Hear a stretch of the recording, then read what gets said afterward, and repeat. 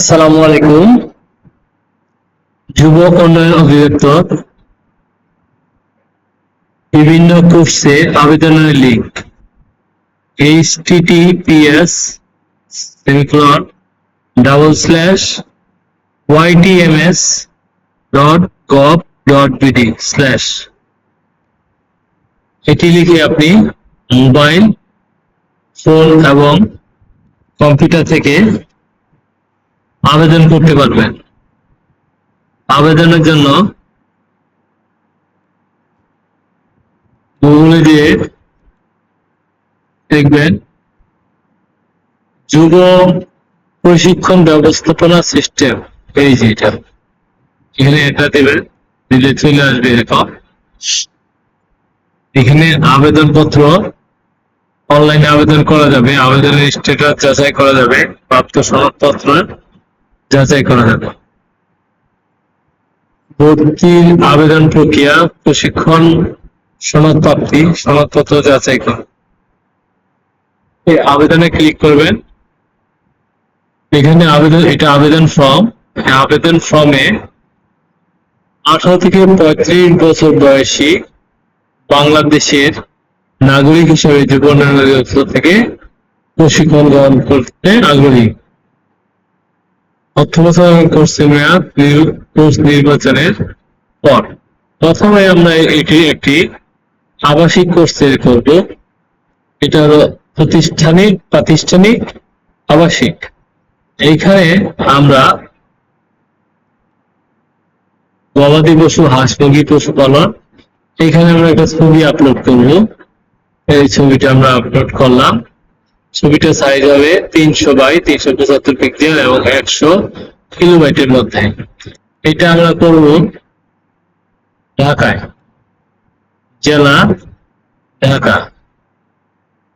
আপনার কোর্সে ফিল্টার মিলিয়ে, তাহলে ঢাকায় এই কোর্স আমরা দেখি, আমরা খুলনাতে দেখি, খুলনা জেলা কার্যালয়, খুলনা। প্রশিক্ষণ কেন্দ্রের নাম ওয়াইটিসি,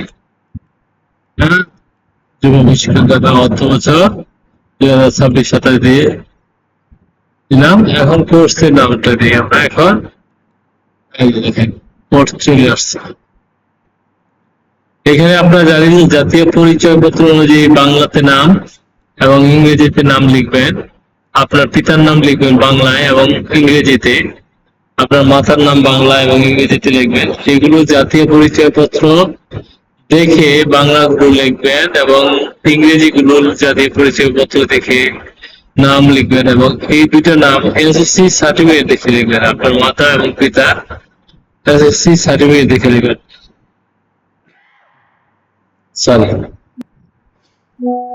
তারপরে এখানে জন্ম তারিখটা লিখবেন। যেমন জন্ম তারিখ একজনের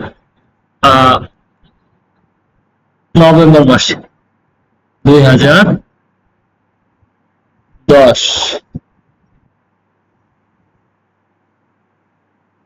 2010-এর 9 তারিখ, এভাবে দিলে চলে আসবে। এখানে জন্ম তারিখ দেওয়ার সাথে সাথে এখানে দেখা তার বয়স আসছে 25 বছর 7 মাস 21 দিন। তাহলে কি হবে? সে আবেদন করতে পারবে না, তার 18 বছর হইতে হবে। 18 বছর হইতে হলে দেখেন, আমরা দেখি 15-তে যদি দিই, 16-তে দিই, 16, 14 তারিখ, এখন 9 বছর হয়েছে। তাহলে কি হয়নি? 18 বছর হইতে হবে। এটা অবশ্যই যাদের বয়স 18 তারাই করতে পারবে। মানে আজ থেকে 18 বছর আগে অবশ্যই জন্ম হতে হবে এবং 35-এর মধ্যে হইতে হবে। আমরা 2000 সন দিয়ে দেখেন কি হয়। 2000 সালের 30 তারিখ, এখন 25 বছর হয়েছে। এটা তো আপনি জন্ম তারিখ ইচ্ছে করে বানাইতে পারবেন না। আপনার এনআইডি কার্ড অনুযায়ী জন্ম তারিখটা দিতে হবে। এনআইডি নাম্বার দিবেন অবশ্যই এবং জন্ম নিবন্ধন নাম্বার দিবেন। ধর্ম নির্বাচন করবেন। এনআইডি কার্ড না থাকলে এখন আবেদন নিচ্ছে না। জন্ম নিবন্ধন দিয়ে আপডেট করা যায় কিনা এটা দেখতে হবে, এখনো নিচ্ছে না। এখানে আপনার বাড়ি কোথায়? খুলনা, আপনার জেলা কুষ্টিয়া, থানা ভেড়ামারা, পোস্ট অফিস ভেড়ামারা বা আল্লাহ দরগা, এখানে এটা অটোমেটিক চলে আসবে। এখানে আপনি গ্রাম মহল্লা গ্রামের নাম লিখবেন, এখানে রুট নাম্বার লিখবেন, ব্লক নাম্বার থাকলে লিখবেন। স্থায়ী ঠিকানা বর্তমান ঠিকানা একই হলে এখানে টিক দিবেন, আর স্থায়ী ঠিকানা ভিন্ন হলে এখানে আবার লিখে দিবেন অন্যগুলো।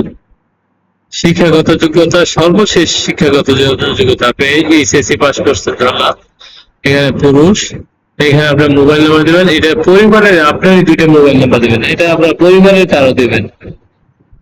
রক্তের গ্রুপটা নির্বাচন করে দিবেন। যদি ইতিপূর্বে যে কন্যা থেকে প্রশিক্ষণ থাকে হ্যাঁ দিবেন, হ্যাঁ দিলে কি প্রশিক্ষণ আছে সেটা দেওয়া যাবে, যেমন প্রতিষ্ঠা আবাসিক এই মৌচাষ এটা, হ্যাঁ এরকম।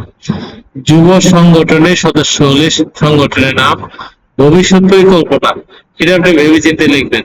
তারপরে এনআইডি, শিক্ষাগত যোগ্যতা এবং অন্যান্য ফাইল যদি দেখতে চান, এবং এখানে আপনার স্বাক্ষর দেবেন। স্বাক্ষরটা কত হবে? 300/80। এই যে এটা আমরা 300/80 একটা দিয়েছি, এখানে দেখেন ফাইল আপলোড হয়েছে, দেখুন দিলে দেখা যাবে। তারপরে আপনি যখন এই ফাইলগুলো দিবেন তখন আপনার ওগুলো সব কি হবে, অ্যাক্টিভ হবে। এগুলো অ্যাক্টিভ হয়ে যাবে। এখানে অঙ্গীকার নামে টিপ দিবেন, এইখানে যে ক্যাপচাটা এটা এখানে দিবেন অথবা এইখানে দিবেন।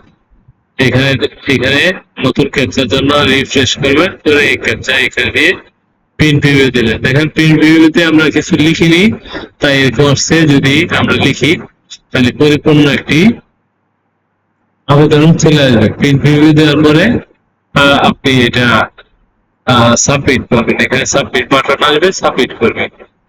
তো ধন্যবাদ সবাইকে, আমাদের সাথে থাকুন। কোনো কোশ্চেন থাকলে অবশ্যই মন্তব্য করবেন, আমরা আরো আপডেট ভিডিও দেওয়ার চেষ্টা করব। ধন্যবাদ সবাইকে।